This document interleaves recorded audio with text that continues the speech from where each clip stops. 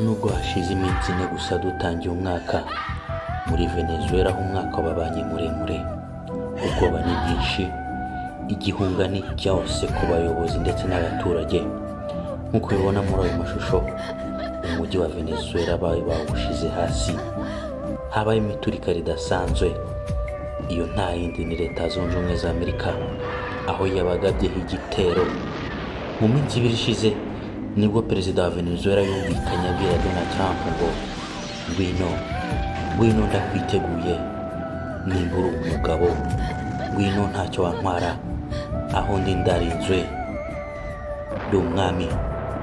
Perezida Donald Trump akibyumva yahise ajya ku rubuga rwe rwa Instagram apostinga akanyoni gasa nk'akarekerereje kagiye gufata agaca cyangwa amasaka.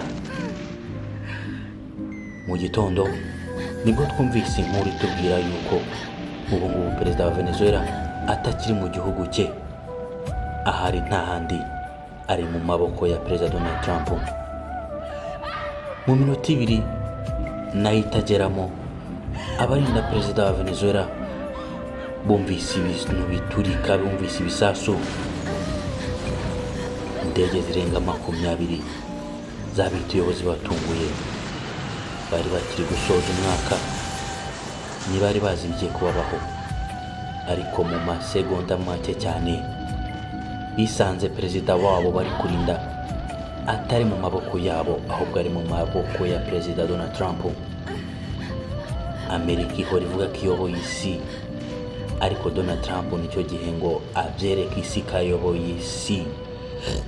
Ibi ntibisanzwe aho umuperezida afata undi muperezida.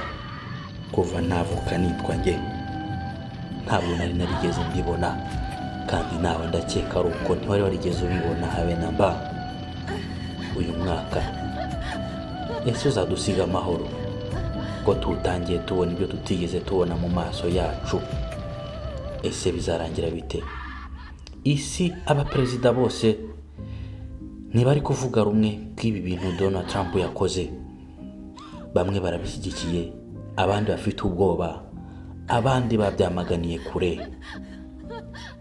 Nawe ndakeka biguteye ubwoba, gusa witinya.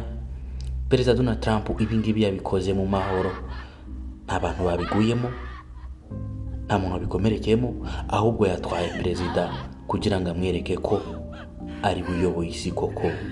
Nawe aho ngaho wicaye mu minota mike yahagukura. Ngendi Eric, abenshi bazi ku izina rya Kamatachini, kora flow, kuko utankunda ntiwaba ukunda u Rwanda. Ndi umukunzi w'u Rwanda, bivuze ngo umwanzi w'u Rwanda nanjye ni umwanzi wanjye, kandi umwanzi wanjye ni umwanzi w'u Rwanda. Ndabakunda cyane.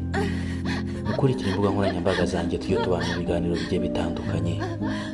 Mugire umunsi mwiza kandi mukomeze kugira intangiriro z'umwaka nziza. Ciao ciao, ikiganiro nakagaruka.